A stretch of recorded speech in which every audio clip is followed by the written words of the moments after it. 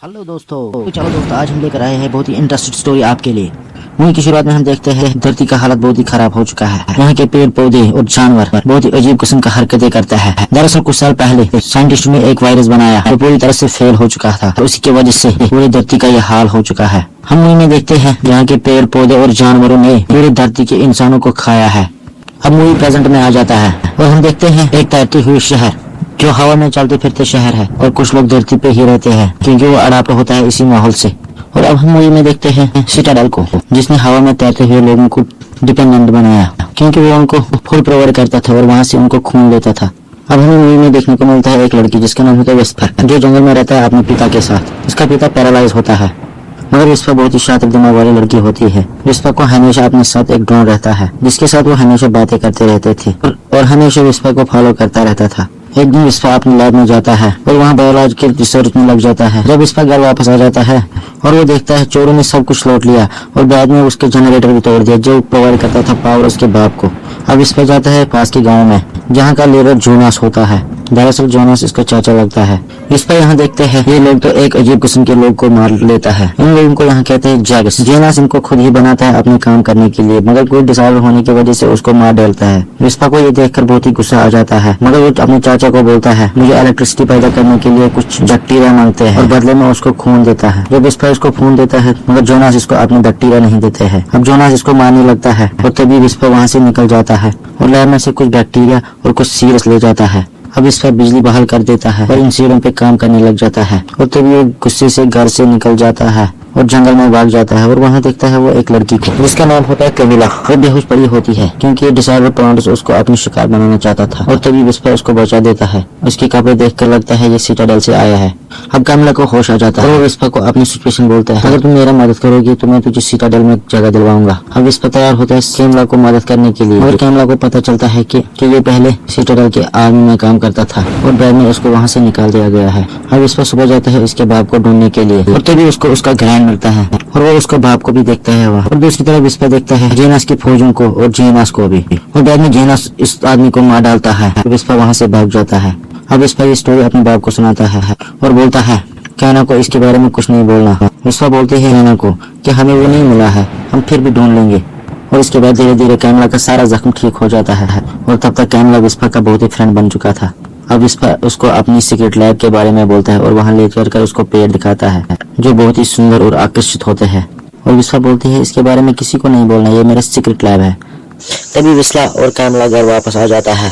अब कैमला उसको बोलता है तुम्हारा माँ कहाँ है। विस्ला उसको वापस जवाब देते हुए कहता है मेरी माँ को वायरस हुआ था और वो हमें छोड़ कर गए हैं। विस्ला उसको कहती है मेरी माँ मुझे इसलिए छोड़ कर गई है ताकि हम दोनों को ये वायरस अटैक न करे। और तभी कैमला उसको बोलते हैं मैंने भी अपनी माँ को नहीं देखा है। अब विस्ला एक बुक देखने लगता है। इस बुक में विस्ला देखता है कई किस्म का जानवरों का पिक्चर जिनको विस्ला ने नहीं देखा है। और कैमला कहता है विस्ला को मैंने इन जानवरों को देखा है। अब यहाँ पे पता चलता है सिटाडेल में अभी भी ये जानवर मौजूद है। अब इस पर सोच में पड़ जाता है अगर सिटाडेल में ये जानवर रह सकता है तो सिलीज क्यों नहीं रह सकता है। यानी कि जैगस वो लोग होते हैं जिनको सिटाडेल के लोग बनाते हैं और बाद में उनके लिए काम करते हैं। अब अगले दिन विस्पर जोनास के लैब में जाता है वहाँ से अपना ड्रोन वापस लेने के लिए और तभी जोनास उसको पकड़ लेता है। तभी जोनास विस्पर को कहते हैं मेरा कुछ यहाँ सीड्स मिसिंग है। विस्पर ये सुनकर वहाँ से भाग जाता है और रास्ते में उसको एक लाश दिखती है। जब विस्पर लाश के पास जाता है तभी जोनास के लोग उसको पकड़ लेता है और विस्पर के हाथ पे एक निशान लगाता है जिससे पता चलता है ये जोनास का आदमी है। अब ये निशान लगाने के बाद विस्पर को बहुत ही गुस्सा आ जाता है और वो घर चला जाता है। तभी कैमरा उसको अपनी गोद में लेते हुए वहीं की तरह संभालते हैं और चुप कराते हैं। और इसके बाद विस्पर इसको दरिया के किनारे पे ले जाते हैं और वहाँ विस्पर इसको दिखाता है कि आपका बाप है जिसको डेस्पर के लोगों ने मार डाला है। अब कैमला बहुत रोते हैं और विस्पर इसको समझाता है और इसी तरह विस्पर इसको देखता है एक निशान। अब विस्पर को पता चलता है ये एक एडवांस्ड जग है जो इंसानों की तरह फील करता है। अब हमें यहाँ पता चलता है कि कामला ने विस्पर को झूठ बताया कि हम तुझे डेस्पर जल देंगे, बल्कि उसका फादर जो था उसने कामला को एक एडवांस्ड जग बनाया था, इसीलिए उसको डेस्पर जल से निकाला गया था।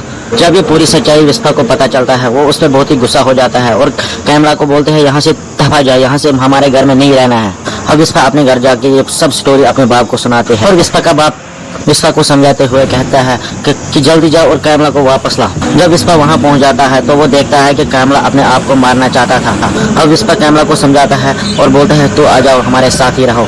अब विस्पा कैमला से कुछ सेल्स लेते हैं और लैब में जाकर उनको टेस्ट करते हैं, उस पर रिसर्च करते हैं ताकि वो एल्गोरिथम को क्रैक कर सके। अब विस्पा को पता चलता है कि इस अलमाने जग का भी सेल वैसे ही है जैसे उन जगों की सेल। इस वजह ने हर जग की सेल ऐसे बनाया है ताकि वो क्रैक न हो जाए। इसलिए वेस्पेसल ने इस अलमाने जग की सेलों को भी एक लाख के शेप में बनाया है। अब इसका ये देखकर बहुत ही गुस्से हो जाता है और तभी कैनला इसको चुप कराने के लिए एक धुन गाता है जिससे कैनला की कोडिंग क्रैक हो जाता है। ये देखकर विस्पा बहुत ही खुश हो जाता है और तभी वो विस्पा की सारी कोड्स क्रैक कर लेता है। अब विस्पा इन सीड्स के जरिए फसल उगा सकता था ताकि यहाँ के लोग भूखे न मरे। एक दिन विस्पा पुराने लैब जाते हैं और कैमला घर का ख्याल रखता है और तभी जोनास घर आता है और वो कैमला को देखता है और तभी जोनास कैमला की कोडिंग को डिलीट करना चाहता था और तभी विस्पा आ जाते हैं और वो जेन को मारना चाहता है। अब विस्पा और कैमला दोनों उस पर हमला कर देते हैं और जेन हारने लगता है। अब जोनास ड्रामाबाजी करके वहाँ से निकल जाता है और विस्फाडल को इस लैब के बारे में बोलता है और तभी विस्फाडल के लोग इन पे अटैक करता है कुछ वायरस डाल के। अब ये वायरस देख के विस्पा का फादर तुम दोनों यहाँ से जल्दी निकल जाओ और तभी विस्पा और कैमली वहाँ से भाग जाता है। बाद में वेस्पा की फौज इन पे अटैक करता है। अब कैमला वेस्पा को बोलते हैं मैं अपने आप को इनके हवाले कर दूं ताकि तू बच सके, मगर विस्पा ये बात नहीं मानता है और तभी कैमला वेस्पा को किस करता है। अब विस्पा बेहोश हो जाता है और बाद में कैमला उसको एक सेफ जगह पे सुला देता है और खुद को उनके हवाले कर देता है। जब विस्ला सुबह देखता है उसका घर जला हुआ है। अब विस्ला के पास कुछ नहीं बच जाता है, मगर विस्ला ने इन सीड्स को कुछ जमीन के अंदर छुपाया था और बाद में विस्ला इन सीड्स को निकाल देता है और एक टावर पे चढ़ जाता है और इन सीड्स को वहां से फेंकता है ताकि हर जगह ये फसल का पेड़ उग जाए। और इसी के साथ मूवी का एंड होता है।